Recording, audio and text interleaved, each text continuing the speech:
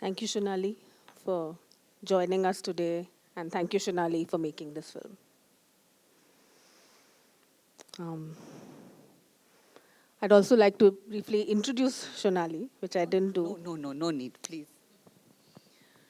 Shonali Bose, director of Amu, Margarita with a Straw, Sky is Pink, Raat Rani, and City Girls, which released this year on Amazon.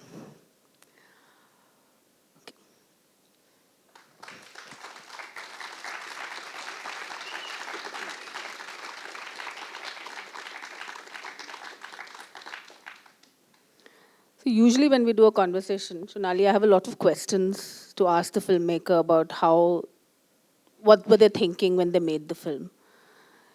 Here, you answer a lot of those questions on camera in the film. At what point did you decide you will be part of this film? Never, never. What happened is, Chika, just 3 days before I was to fly out to be there as a friend for his death, said that, darling, will you make a film? And Nilesh Maniyar, who's also Chika's friend, when he broke the news to us 4 months prior, and Nilesh said that I won't be able to watch you die. I'm going to say bye to you at Bombay Airport. At that point, couldn't get a visa 3 days prior to going, so then I had to go alone. And I couldn't even think about this as a film or what will it be. Like, I was just fulfilling a friend's dying wish. That's all I wanted to do. But Nilesh immediately started thinking as a filmmaker. So without telling me why, he just said that, Shonali, just when you're there, do a video diary, turn the camera on yourself, and record everything you're going through. And while I was there, I spoke to him also every day, sent him footage also, and he kept pushing that because he immediately started thinking, and he felt that Chika is not some famous person, then what would the film be? That somebody's decided to die, and that's sad and that's beautiful, and then you'll interview them and you'll show the death. And he felt, this is an interesting thing to look at friendship.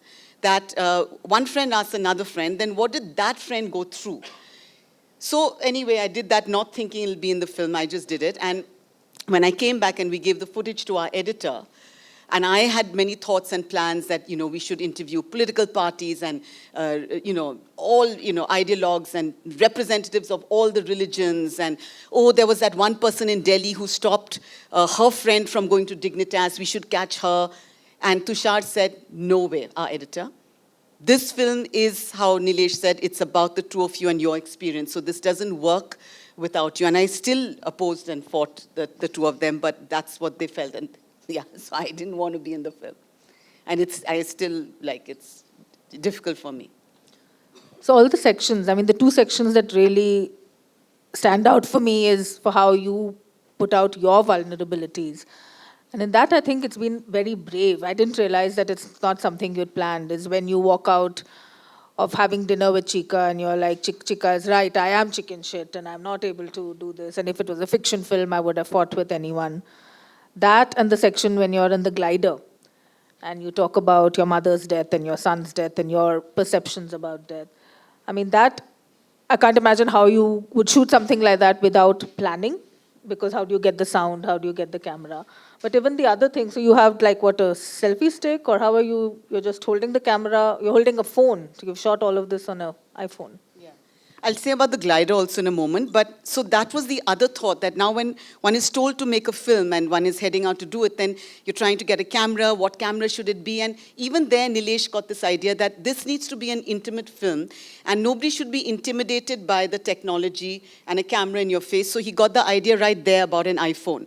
And also because I was going to be a single person crew, right? And so the iPhone being, that's actually made the film intimate and raw because it's just an iPhone and people are so used to recording themselves, etc. That was an interesting creative decision. Yes, there was a selfie stick. The times where there's one time Chika and I are hugging each other, beautiful, lovely moment for me that I had that with him. Nitin, this person I discovered there after going there, who I contacted him for Dignitas interview because Chika was very keen. This interview has to be shot, multiple cameras, somebody on me, somebody on the thing. Yeah. So And then I asked Nitin, can you come on a few more days whenever you can? So every now and then there's some shots where, it's clearly I'm not holding it. But the one you're referring to, yeah, it's a selfie stick and I'm just holding it and just speaking. So I went off to do some sightseeing, and it was early morning. I was sleepy in the car where I've decided to go paragliding that I'd never done, and I discovered I'm scared of heights when I was up there. By the way, if you see it again, you'll see my hands are going like this. So this man says that for 30 francs, you get photographs, for blah, blah, you get blah, blah. For 100 francs, you can get video. And this is fascinating to me, that you never stop being a filmmaker. So, like, I had not come to do anything to do with the film, nor am I thinking, like, I'm going to be in the film, but somehow the filmmaker thing is that you don't want to lose any opportunity for anything in a certain way. Or maybe subconsciously I felt they're going to probably use the footage of me or whatever. I was like, okay. I said, okay, I'll take that package. And I said, I'll just be saying something. And there's audio, right? He said, yeah, there's audio. Now the interesting thing is that person who has no clue what I'm going to say, we may not have been able to use it if he was distracted, right? But he was just really listening to me. That's so amazing, that the way he listened. And I guess for me, it's very easy to talk about death. And, my mother's death, Ishan's death, I've done it multiple times. So that's not hard. I had to just think on my feet that what will I say? And I was like, I'll say something about death. And something about death is something I've written about a lot on Facebook, Insta, and all that. It's been 15 years now since Ishan's death. So that's very easy to do. And I was like, what else can it be? It has to be related. It's only when I was up there, I think my opening line is that being up here makes me feel about people who are dead in the universe. I think it's spontaneous because I didn't have time to plan it. Like, I would love to do a second take and really make it not so scattered in my words. But yeah, that's how that happened. I think it's fantastic how it's happened. So when you started making this film, it was because of Chika's wish. Were you thinking it's going to be a tribute to Chika, or were you thinking it's going to be used to talk about physician-assisted suicide, or was it something else? And has that changed now 2-3 years later? So for me, always it was an act of friendship that I have made a promise to this person who trusted me that I will get it out. And what was important for that person? His legacy. It gave his death a meaning, right? So it was like, what if we don't make a film good enough that nobody will want to watch, or a film festival won't take, then I'll have failed. So that was my terror. I actually didn't have any agenda for either the political issue or anything to help anybody, anything, of palliative people to use it, which is the case. It was that I have made this promise. He trusted that I'm making a film, it's going to be something I'll make good and it'll be out there. So then we were terrified. I was terrified that when Tushar looked at it, and I was like, what if it's not good enough? Then when he did the cut, a few close people looked at it, and, one was nervous. So at that point, I wrote to the head of the Toronto Film Festival, Cameron Bailey. Luckily, I know him because he's taken all my films. And I said, Cameron, I've sort of done a PhD on death, and you've taken all those films. Amu was on genocide. In Margarita, the mother dies. In Sky Spring, the girl dies. And this is my 4th film in which a real person dies, and I'm in the film, and it's a documentary. And he's like, wow, what a great way to put it. That's fantastic. That's amazing. And I'm going to give it to the head of the Doc Festival, Tom Powers. And Cameron's always watched the other films. He chose Amu, Margarita, and Sky Spring. Now, the way his email came, so we were shooting Ziddi Girls. It was 2 years ago in September. So the whole cast and crew, 100 people, everybody knew. 10th to 20th September, there's no shoot. Shonali, Toronto mein hoga na, wo TIFF mein ja rahi hai, to wo hoga. Because I told everybody, मैं तो TIFF में हूँ, तो ये dates shoot नहीं हो सकता है. So this was my level of confidence at that point because of the way Cameron responded. And I'd sent it to my film professor, Jula Gazdak, who taught me everything I know about filmmaking. And he said, this is your best film. So with that, and my sister Atiya both said that. So I was like, okay. And then they kicked it. They didn't take it. Okay?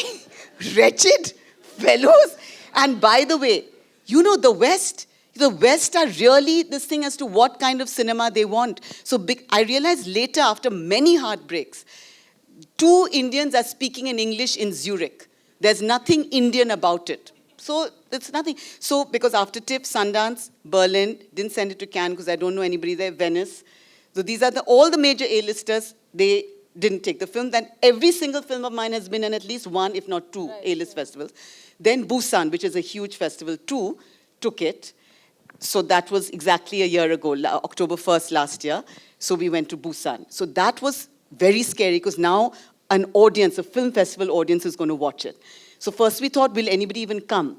And then we felt maybe older people will come.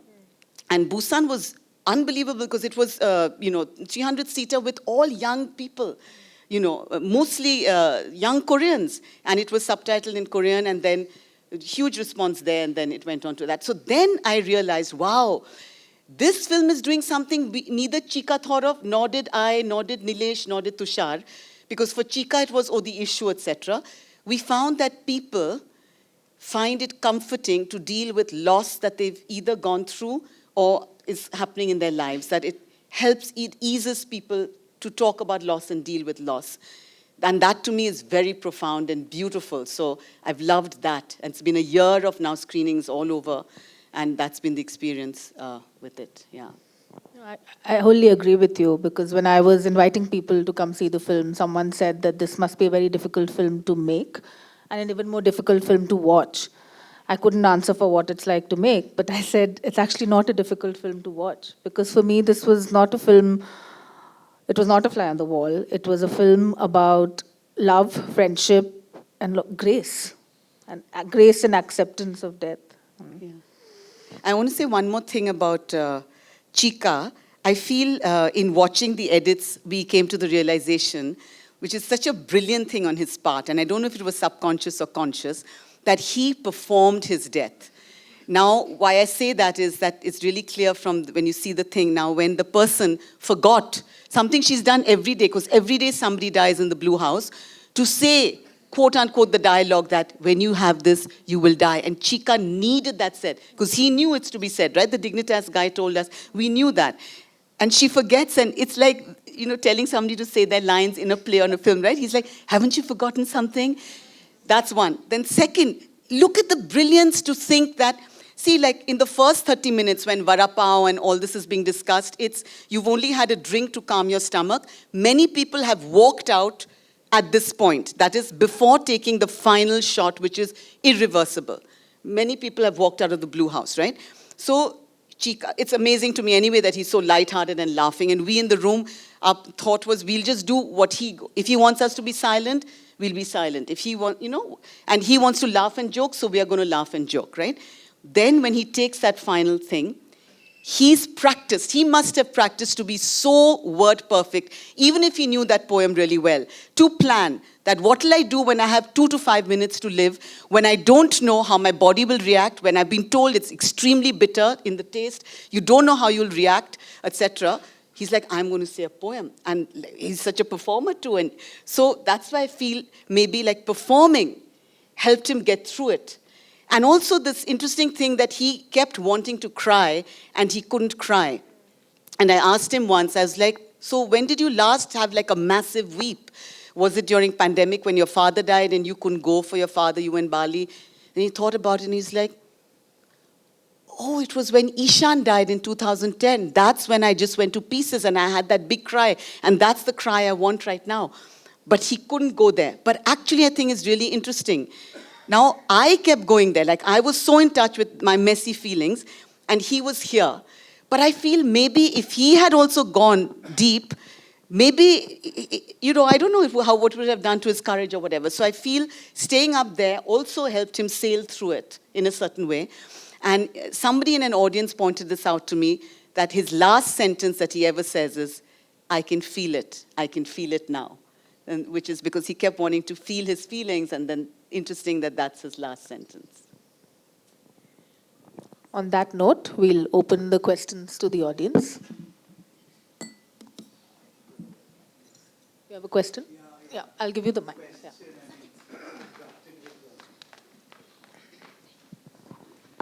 Too gutted for being cogent, but hats off as a friend. I envy Chika to have a friend like you, really.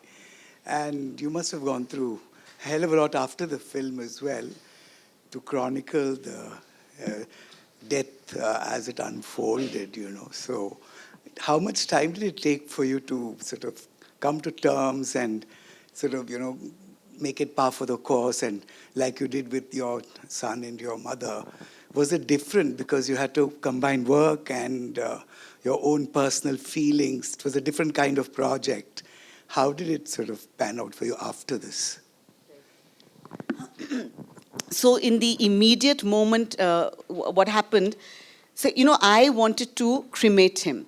I've gone for my ex-mother-in-law's cremation in Calcutta, like, and I told Chika this when nobody was meant to come, right? I was alone there. Nobody was ever coming back. We only knew 2 days before that his brother Pradeep was coming.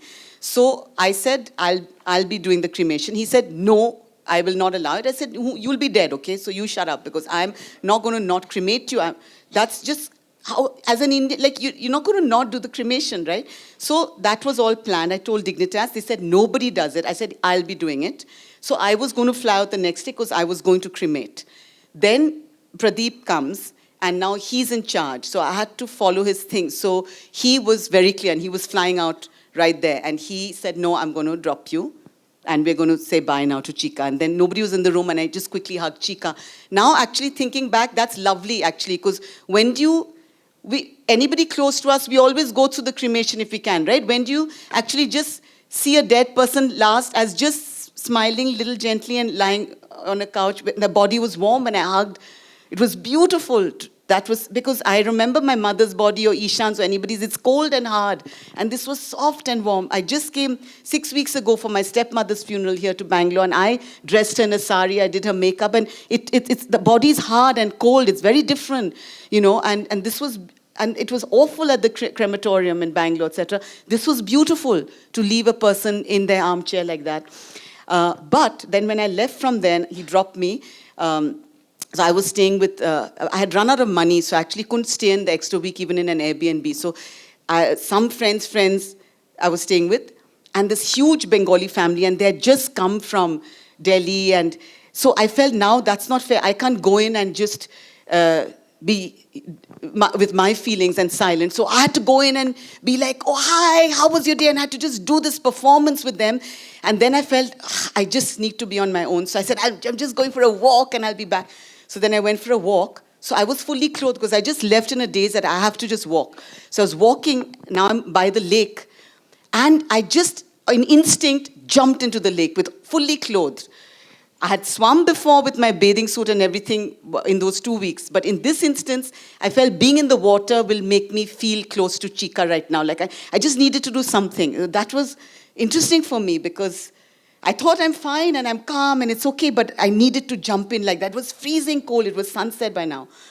Anyway, then I came back. Then also, by instinct, I had decided I'll go to America before coming to India to my son. When I booked my ticket, I knew that after this experience, I'll want to be with my son, my living son, my younger son, who lives in America. And so I went there and spent time with him, and that was very healing for me. And he's very close to Chika Mama from when he was small. That was healing. Then I couldn't watch the footage for at least 4 or 5 months. I just couldn't watch it. I couldn't relive it. Then after that, I left it to Tushar and my editor, like Tushar and Nilesh.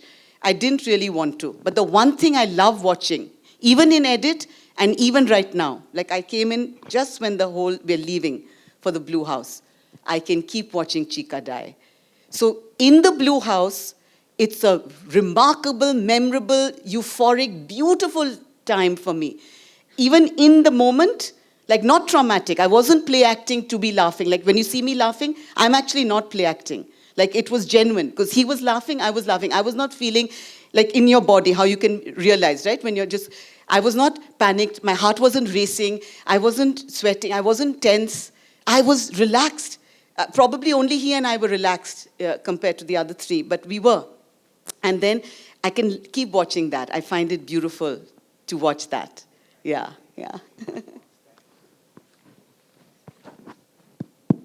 Yes, I had a question. This movie is actually about many different things. At one level, it's about art, the art of filmmaking, this particular kind of film. It's about the people involved, their lives, your life included as part of this drama, human drama. but it's also about Dignitas and the country in which Dignitas is. And that itself is a very unique thing, which actually came up in the film multiple times. What caused Dignitas to change their mind and acquiesce to your film, your request to actually film this? Right. Yeah. So, I had written as soon as I heard, like when I had those 3 days, I had written an email to them, and, and it got turned down. And then we went there, and we made a strong pitch in person where we said, look, we will not show your person if you don't want. We won't show like the exterior of whatever you won't allow, we won't allow. But he has the right, like it's him and his body. Like this is his dying wish. Like how can you deprive him of his dying wish?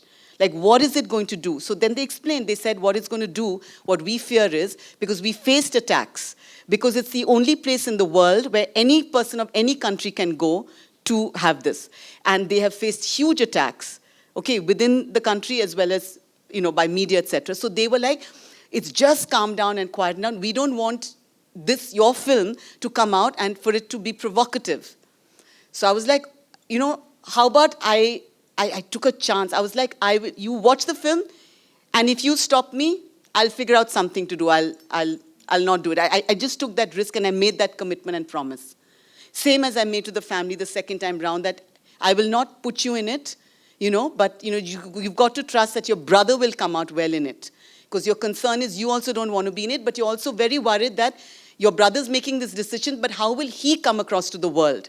Right? Obviously, they're concerned about that. And I was like, I had to take that risk and trust myself as a filmmaker also and they loved it. Dignitas loved it and gave their full blessings. But they changed their mind because we made an impassioned plea that this is this person's right to have themselves filmed. So who are you to deprive them of their right? Hi. Thank you for that. Really, it was a ride. I can't say anything else. But I think also my thought about the fact that I think for you as a filmmaker, what a wonderful opportunity to have a subject like this and to be able to make a film like this. And it's rare as an audience for us to ask questions and have doubts answered. So I just had one doubt. He stops you from filming when you are at the doctor, when you're meeting at Dignitas. What happened there?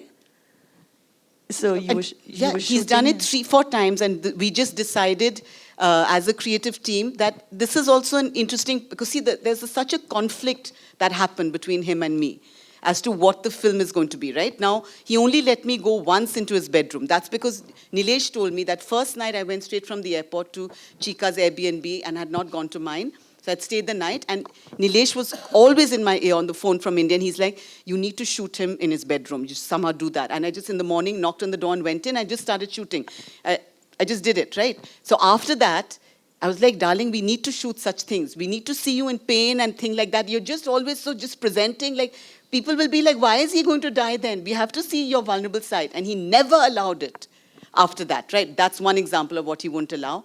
Another example is when there's conflict, we're going to discuss something, either us or anybody else.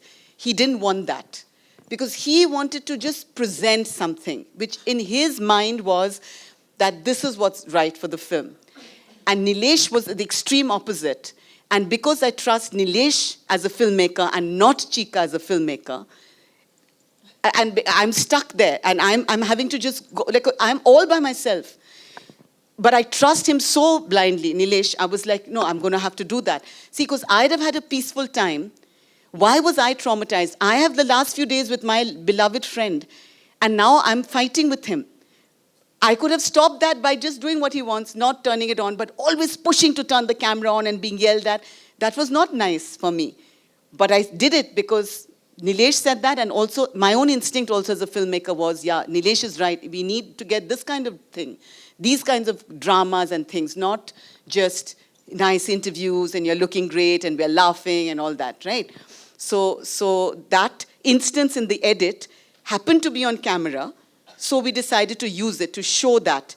And why did he say no? I was just like, what were we even saying? Because I think the conversation was only about, well, I'll stay on there, because that guy got such a shock. You can imagine a white person He was just, I don't know if the camera was still on him. He was so shaken because Chika yelled. I don't know how much is there on the camera. He just yelled because there were two cameras. So another camera has it also, how he yelled. But I think we went to black.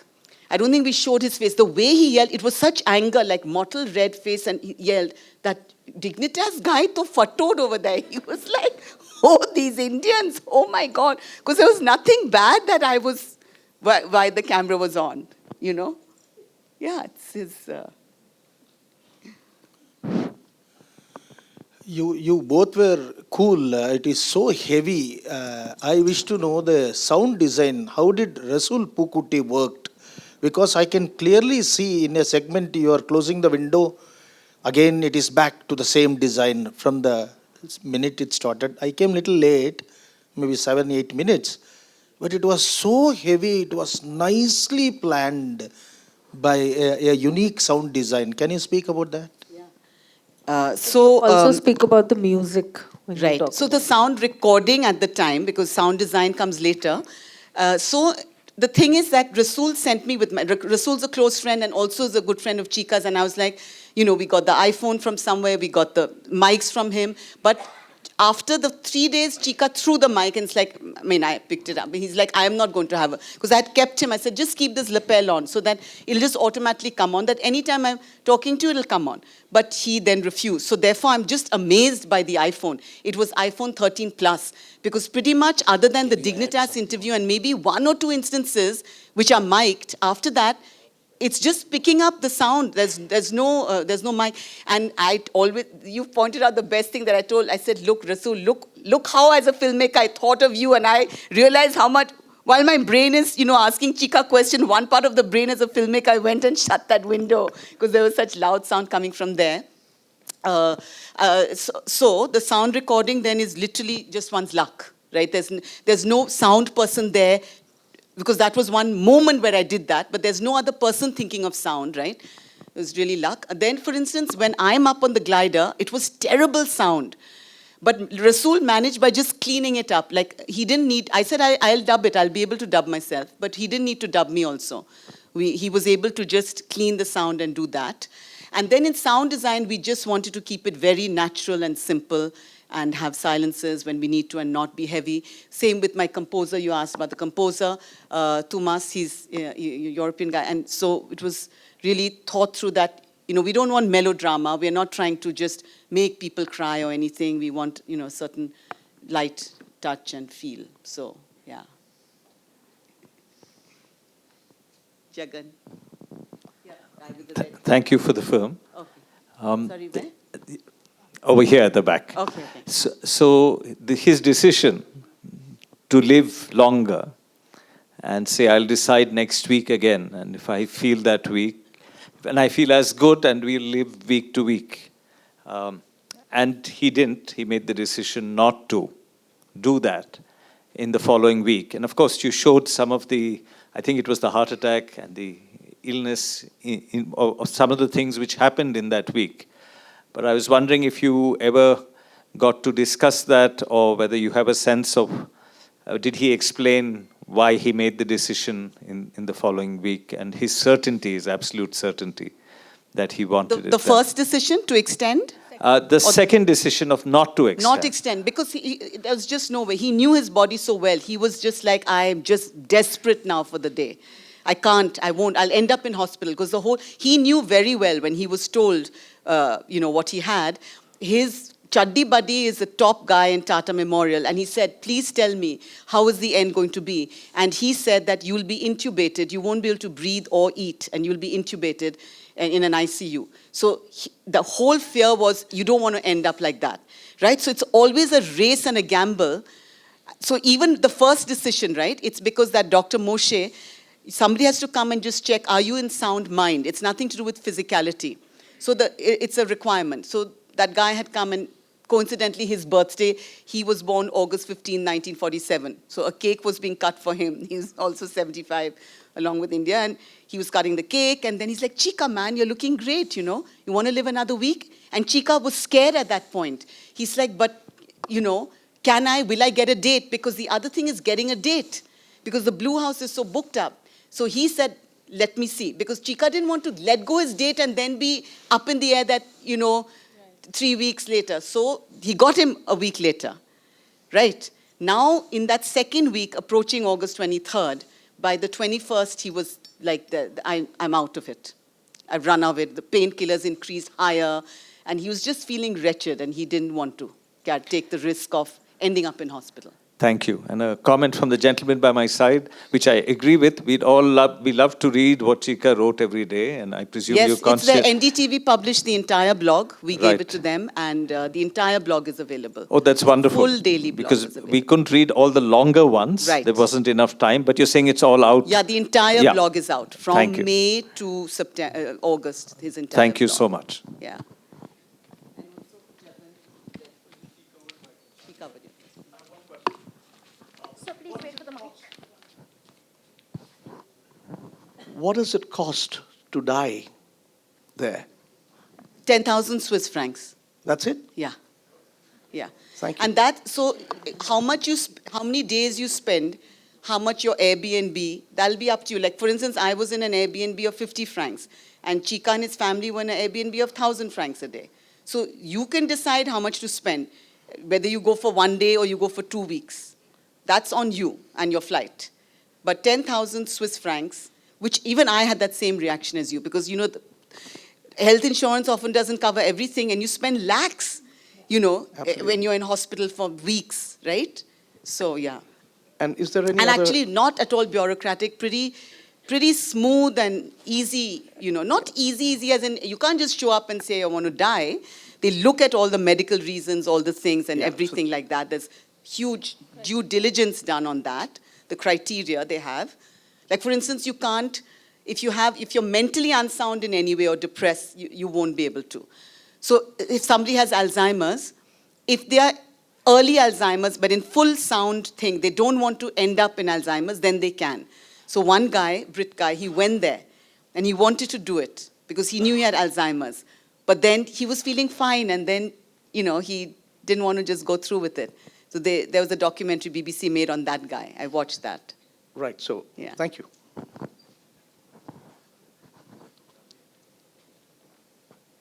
last question. Sorry. Sandhya, last question. It's not a question, just a comment and my feelings. I'm really sorry that you lost your dear friend, and I can't imagine what you must have gone throughout while you were there around him and while he was no longer there. When I read about the movie and when I was looking at it, I was thinking that Dignitar is going to be a very mechanical thing. Okay, this is just another person who's going to go there and then decide to die gracefully, right? But then when I saw Dr. Moshe there, when he cried, like my body just, I started shivering. I'm like, there's still, the humanness of it. He would have seen a lot of people, like thousands of people, but the way how he felt, Chika, right? I don't know, thank you so much for capturing that moment. It was I very also was so intimate. taken aback when he just- cried, and I came out. So I saw him down, because he was so emotional, and he cried. We hugged each other for a while off camera, and then he talked about it, that it's not every time that happens. In this specific instance, because they had spent now 2 weeks together, right? And this whole thing, because his birthday, and there was this cake, and, he made a connect with Chika, and he said that, he had lost his wife. And he said, sometimes that happens, I relive that death. But many a time, I'm just very calm and think that it's just unexpected. And, so I hugged him for a while, and he cried in my arms. And even I was taken aback in that moment because, in fact, Chika and I weren't crying, and he started crying in that moment when that happened. And I asked him also, I said, I just shot this on camera, and are you comfortable with it? And he was. So that was beautiful. But I must tell you that, because somebody else asked it earlier, and I was saying how I jumped in the water and all that, but I must tell you that it'll sound bad and it'll sound weird, but it's not how you're thinking. In that moment, on that day, yes, and just for a few months not to watch it, but actually even not to watch it, as I said, not the death. It was to watch the pain of being in conflict with Chika. I didn't want to be reminded that I'm fighting with somebody just in the end of their life. so it was the memories of how I felt. Like I felt angry. And actually, what I forgot to say is, I had to do a lot of work to forgive him. So one of the aftermaths was that I had to forgive him. And then it took a deep understanding that, okay, he didn't have the guts to face his family. And even in the second time round, Pradeep has come back. And again, he needs my shoulder to shoot that gun because he has to get this filmed because that's given meaning to his death.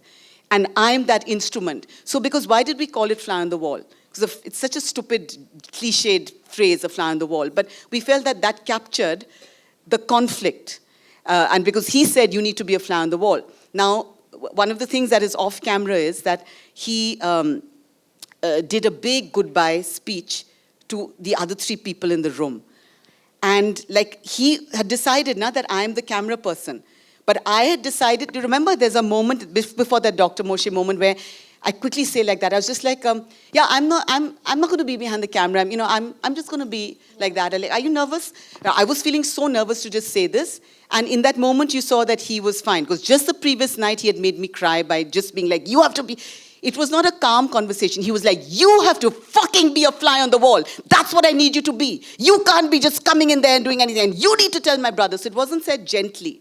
And in retrospect, I was like, he couldn't be in touch with his feelings. If he was going to get soft and mushy, which he did in that one moment that I just blessed that Nitin was there, that otherwise how would it have been caught, where he actually hugs me and says that you're such a good friend to me? Because I faced a lot of aggression from him. And that was hard for me. And as I said, I could have made it easy by not fighting on the film. But in that last day, I'm doing everything he wants me to. I'm going to go film the death.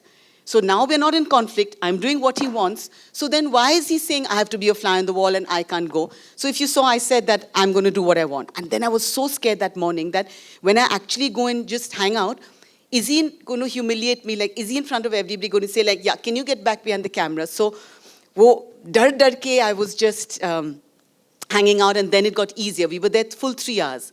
Then it got easier where I was like, oh, he's okay, right? But this really made me cry that he had planned, because see, everything was planned. The speech was planned, the poem was planned, the vada pav and all 100% planned. I know this because the week prior, when I wasn't going to be there with the camera, I said, can we put a sound recorder just to see what are you talking about? And he said, yeah, I'm thinking I'm going to talk about vada pav and, how vada pav came about. So it's so spontaneous, it feels, but he must have thought through that, when it's coming closer to the time, sort of. So when he says it, the diggy diggy wala and vada pav, like he's an actor. He's coming up with that. But then he made this grand thing of, Pradeep, like I just want to thank you. Like you've been an amazing brother. Like what you've done, and like a practice speech. It felt like that. It was this full worded practice, and I know him so well. It was like he had planned the words to 3 people. One was his friend's girlfriend, who's not even close, and nothing to me. Nothing to me. So what do I do in that moment? I'm like, darling, I'll also come say bye to you. So I came like that and I hugged, and he just said, yeah, oh, thank you, Shonali, like that, very casually. Oh my God, like this shows ego or whatever it shows. I don't know, man. I had to really do the work and be like, who are you? What is wrong with you? But I needed that. I needed that love from my friend and the validation that, wow, you're so amazing. You did this for me. I didn't get it. I felt very upset. I had to do the work of forgiving and all that. And that's very hard when you feel angry when somebody's died. So it was more that, because honestly, like, I couldn't have lived in a happy, positive way, which many people here know me from when I was small, like my sisters here, Royce and I from school, Anita, so many people, my Miranda House roommates, Smita Mashi, people know me from young. I'm so excited, by the way, to be here in Bangalore audience. I just want to say that I love Bangalore audience. Love. 20 years ago, I had a screening of Amu, which remains in my memory as one of the best screenings of Amu I've had. So I've been waiting. In May, they're telling me, can you come September 30th? I've been waiting for this date, by the way. Anyway, so I got thrown off track. What was I saying? Just quickly, what was I saying? No, but before then, I was in the middle. About the fights with Chika. No, and then forgiving him and all that. Feeling angry and forgiving. I had to do that. Ishan, I was saying, I wouldn't have been able to live my life if I hadn't understood to live when somebody's died. So Ishan dying, Ishan gave me such euphoria and peace to his mother, like such a gift he gave me. Right? So then after Ishan's death, no death can make me sad. Maybe just for in a moment, like not really, it doesn't make me. Because the last death was my stepmother's death, and I was right here in Bangalore with it, and I just remember my sisters are all howling around. Like if people you're close to are all howling around you, usually you'll get triggered. But death makes me feel so peaceful. She was so peaceful, and just sitting with a dead body, I just love. So this will sound really weird. And I just wrote about Ishan's death date was September 13th, and somebody's written in the comments that, okay, it's all very well, you want to celebrate, but because I always cut a cake and I sing, Happy Death Day to you, like full on all this happens. And they're just like, that's really weird. How can you say Happy Death Day? I 100% say Happy Death Day, because life is a marathon, and when you cross the finishing line, whether you're 16 or you're 100, you're done with life, and you're on to bigger things, and it's amazing. So I feel like, yes, Vivan, my younger son in America, doesn't have the time of day for his mother. Ishan's with me constantly. I'll be like, darling, this is what's happening. Now give me a house full in Bangalore. Okay, I've come all the way here. Please make sure the house is full. I'm constantly having a conversation with Ishan. Vivan, I don't think he even knows I've come here to Bangalore, So many of us have children in America and this, that, and the other. You know how it is. If you think about your dead person is just in a continent where you don't have network right now. Right. Network is not there. So you don't physically see them. But, it's just their body you don't see. So that's how I feel about it.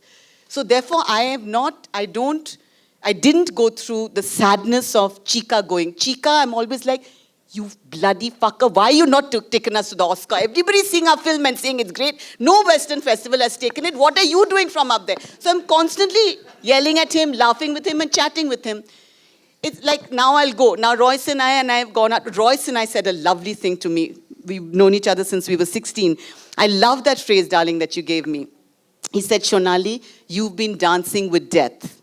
You've been dancing with death. And somehow this is, my soul chose in this life that I'll face a lot of traumatic death. My mother at 21, my son, to teach me to dance with death. Because, you can dance with life, but can you dance with death? So that's a gift from Ishan. So therefore, because of that, I am very at ease and happy. Like I'm not heavy and sad about anybody's death. Thank you very, very much. Love you guys. Thank you, Vikalp. Vikalps is a wonderful organization. Thank you so much, for calling me and having this screening. And love you all. I'll be outside. We can continue interacting. Thank you, Shonali. Thank you, BIC. And thank you to all of you for trekking from I don't know where and staying till the end. Thank you.